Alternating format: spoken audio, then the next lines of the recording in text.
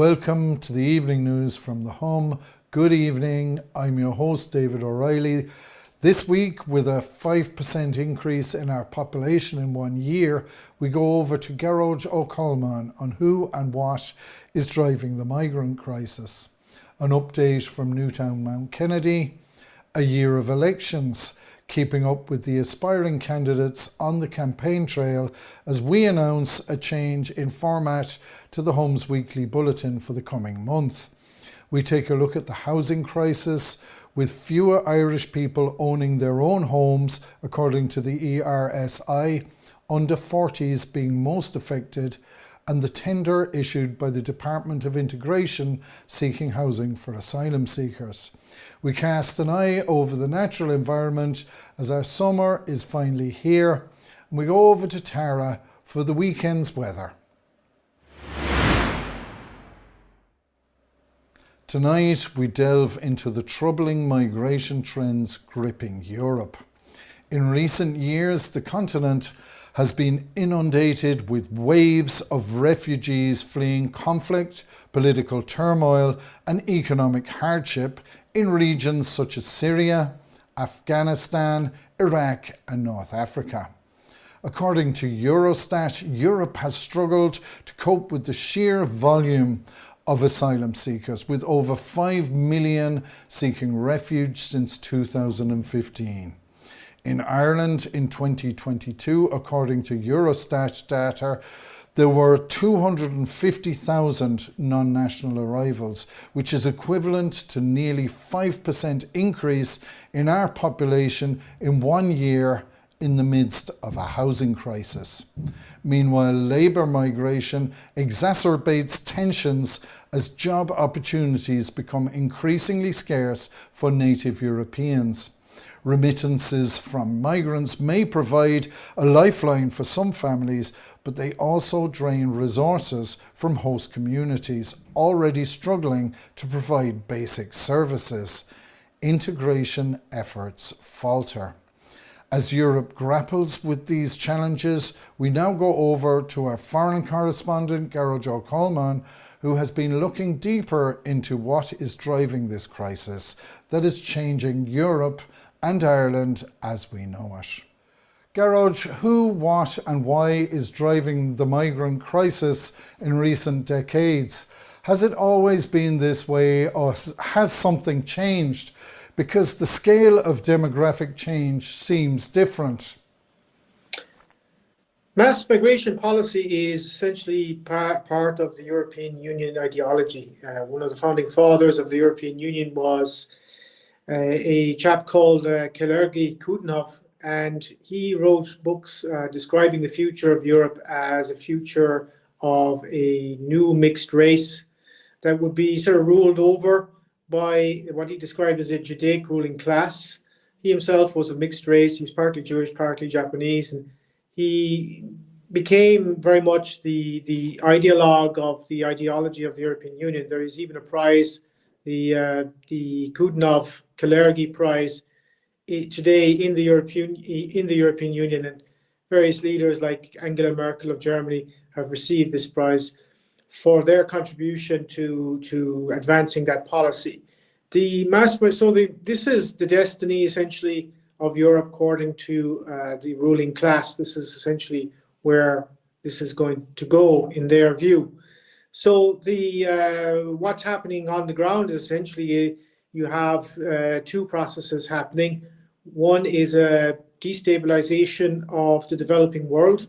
So pretty much any country in Africa that goes against EU and US dictates in terms of financial and geopolitical policies is attacked, destabilized, overthrown, and then that creates massive flows of refugees, not just into Europe, but into other African countries as well. So to broaden out the context here, I think we need to talk about the recent policy developed by the UK to send immigrants from arriving to the UK to Rwanda. It's a rather strange policy. Why Rwanda? What is this about?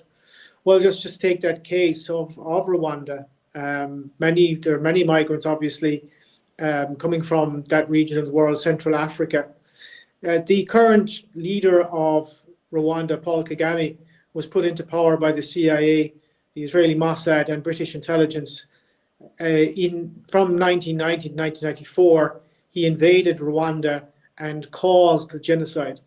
And the Hollywood and the Western media basically launched a massive PR campaign to portray him as the savior. Now, he's responsible for he subsequently invaded the Congo, the Democratic Republic of Congo, and there's a death toll there of about 10 million.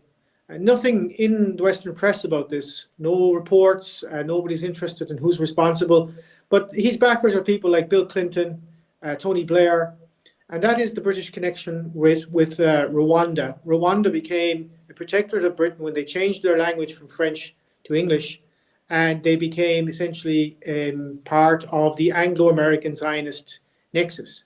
And so this is the scam that's going on with Rwanda and migration policy. Of course, right now we're seeing the migrants are escaping from the UK, crossing the border into Ireland, which is what's going to happen, I think. This is now essentially becoming Ireland's problem.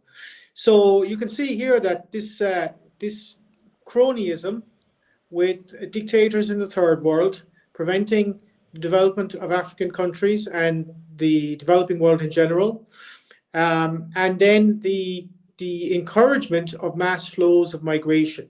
There's another factor here that needs to be considered, of course, which is that they are deliberately discouraging population growth among indigenous populations in Europe through alternative lifestyles, through promotion of sexual promiscuity of all kinds. They are trying to stop Europeans from having families, but the people coming in are quite fecund. They have big families, and they are repopulating very, very, very rapidly. So the demographics are changing dramatically and at a scale, I think, that will shock people in the next 10 to 20 years. Yes, and as you were saying, with the West being the end destination for many migrants, what does this mean for Western cultures and societies? What you're going to see is major acculturation. Culture there is no such thing as multicultural. A culture defines itself against other cultures.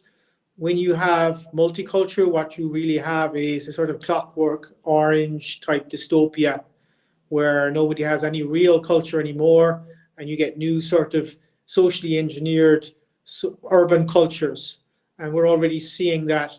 So the goal here are individuals who have no sense of their roots, no sense of their heritage. And an advisor to the French government, Jacques Attali, once said that his vision of the world is that the world would become a hotel. The hotel is the sort of model, if you like. It's perhaps significant that some of these migrants are being put up in our hotels because essentially the hotel, can never be a home. And so if you turn the world into a hotel, you basically create an extremely alienated world, and that's what they're doing, turning the world into a hotel or a refugee camp.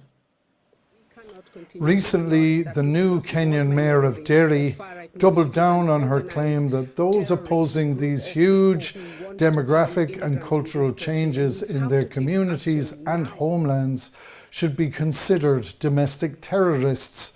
Where is this coming from, and is it justified? Well, Kenya, having a mayor in Derry from Kenya, of course, is highly significant. I mean, the whole point here is to bring in foreigners, naturalize them very quickly, put them into positions of power, and then use them for policing. The same thing will be done, I think, on a lower scale with other migrants. They're already, for example, being used for security firms. And 16 years ago in the UK, there was a report in The Guardian that 11,000 migrants were working, illegal immigrants, in fact, were working in very high-level security firms in the UK. That was 16 years ago. I shudder to think how many illegal immigrants are working in security in the UK today. or in Ireland.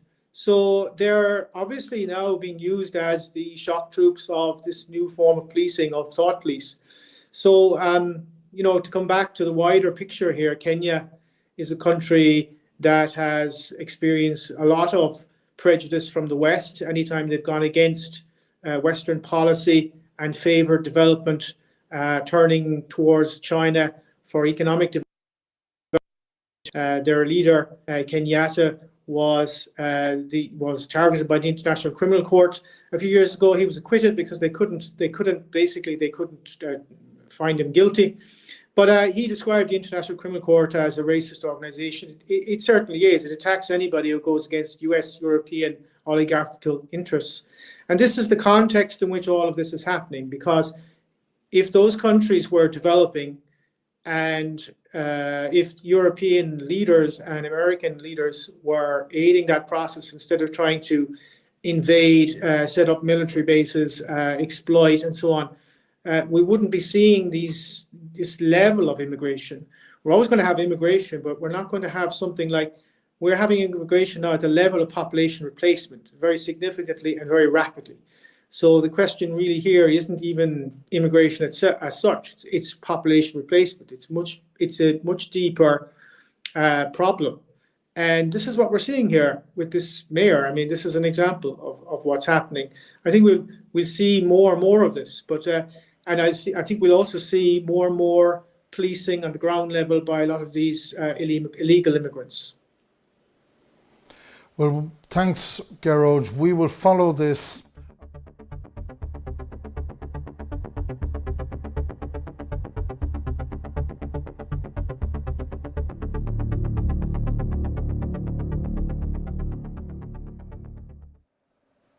On the 8th of May, our streetscapes will be transformed as election posters go up for the local and Euro elections scheduled for the first week in June. There will be an intense month of campaigning for all the candidates vying to become the elected representatives of the people. And we at the Hum are announcing a change to our usual weekly bulletins as we go on the road to keep up with aspiring candidates on campaign as we follow the events which could make these elections the most significant in recent times if the public mood continues to produce anything like the volatility of the March referendums. We hope you'll tune in and come along with us over the coming month. Now let's focus on housing in Ireland. With significant developments unfolding, the Dept of Integration has issued a tender seeking housing for asylum seekers, reflecting ongoing efforts to address the housing shortage. Properties in various stages, including unbuilt, needing renovations or turnkey, are being considered, with submissions accepted until April 2025. While desirable amenities like self-catering and recreational areas are not mandatory, the priority lies in accessibility and convenience. In tandem with these developments, recent data reveals a decline in home ownership rates in Ireland. Between 2007 and 2022, the home ownership rate decreased by approximately 8%. While nearly 80% of individuals over 40 own their homes, only a third of adults under 40 are home owners, according to a report by the Economic and Social Research Institute, ERSI. These trends occur against a backdrop of historical complexities in Ireland's land distribution. Centuries of colonisation, economic shifts and social movements have shaped the country's landscape, influencing housing affordability and land scarcity. English colonisation introduced feudalism, displacing native Irish landowners in favour of English nobles and settlers. Subsequent land confiscations and plantations further marginalised the indigenous population. The penal laws restricted Catholic land ownership, perpetuating Protestant dominance. The devastating Great Famine exacerbated tensions, leading to tenant-farmer evictions and emigration. In response to historical injustices, grassroots movements like the land wars and land leagues emerged, advocating for tenant rights and land redistribution, led by figures like Michael Dept. These movements organised protests and non-violent resistance, eventually influencing legislative changes such as the Land Acts. As Ireland continues to grapple with housing affordability and the cost of living, questions arise about the potential for further evictions, repossession, coupled with the lack of housing for Irish people. Are the Irish once again being displaced from their land, this time by vulture funds seeking to make people tenants, and their own government's single-minded focus on housing new arrivals ahead of their own people? Do the Irish people need to be vigilant? Are they being dispossessed once again? These critical questions that demand careful reflection and consideration in the years and months ahead. In an update to our story from last week, it is understood that 60 asylum seekers were moved from Crooksling, County Dublin, to the County Wicklow site at River Lodge, also known as Trotta House, in the small County Wicklow town this week. It came as over 200 asylum seekers were moved from tents in Mount Street in the city centre on Monday to two other sites in County Dublin.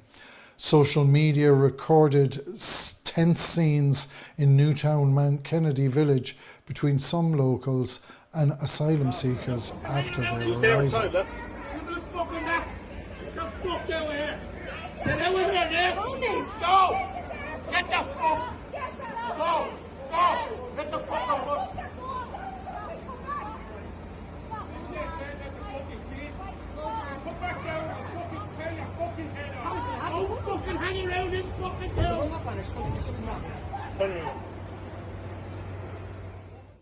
Also in Wicklow, following tense interactions between locals, construction workers and Gardaí at a local closed hotel in the village of Aughrim, a follow-up action resulted in the arrest of a local man. It has been alleged he was assaulted by the Gardaí during and after his arrest that resulted in him being hospitalised. And now we go over to the weather with Tara.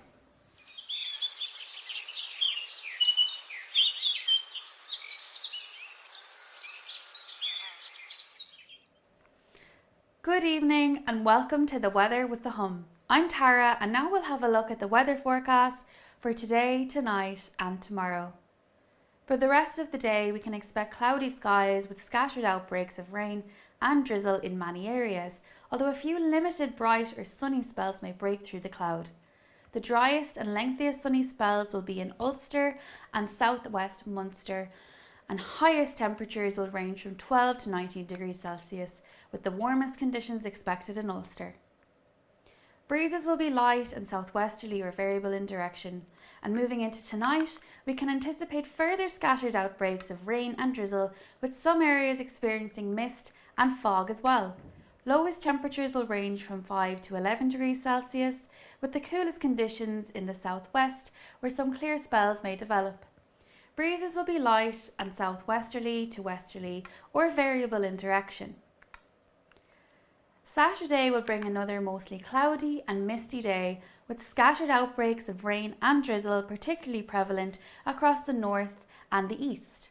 The best of the sunny spells can be expected in the southwest, and highest temperatures will range from 10 to 15 degrees Celsius, accompanied by a light southwest to westerly breeze. Saturday night will see rain and drizzle continuing to affect parts of the east and the north, while remaining drier elsewhere. Lowest temperatures will range from 4 to 10 degrees Celsius, with the coolest conditions expected under clearer skies across southwest of Munster. Looking ahead, it's likely to become generally drier on Sunday and Monday with a mix of cloud and some warm sunshine, though showers may persist. Further improvement is expected through next week, with high pressure bringing mostly dry, settled conditions. This week rang in the 1st of May, or May Day, in the Irish calendar.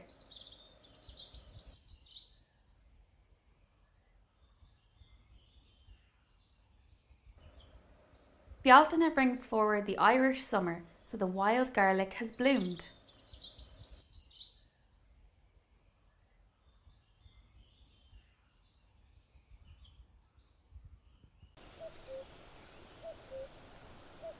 The cuckoo's call is the happy harbinger of summer.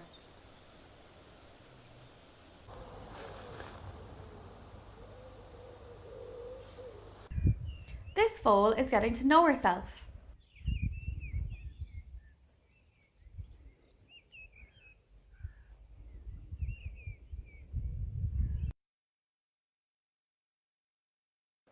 Foal in Irish is sarach, or for a female foal, plebog.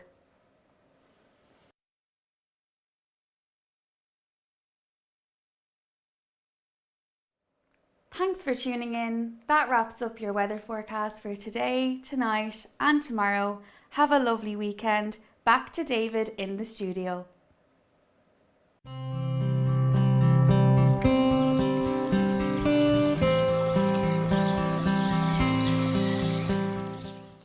Reviewing the weekly news, our international correspondent Gearoid O'Colmain reported on the causes of the migration crisis and its effect on the Irish nation. And we had an update from Newtownmountkennedy. All change next week to the Home's weekly bulletin as the upcoming month's election campaigning begins in earnest, and we leave the studio to report from around the country.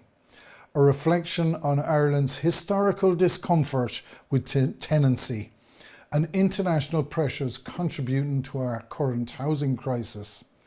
It was all eyes on the summer with Tara as we leave spring behind us and take a look at the weather for the weekend.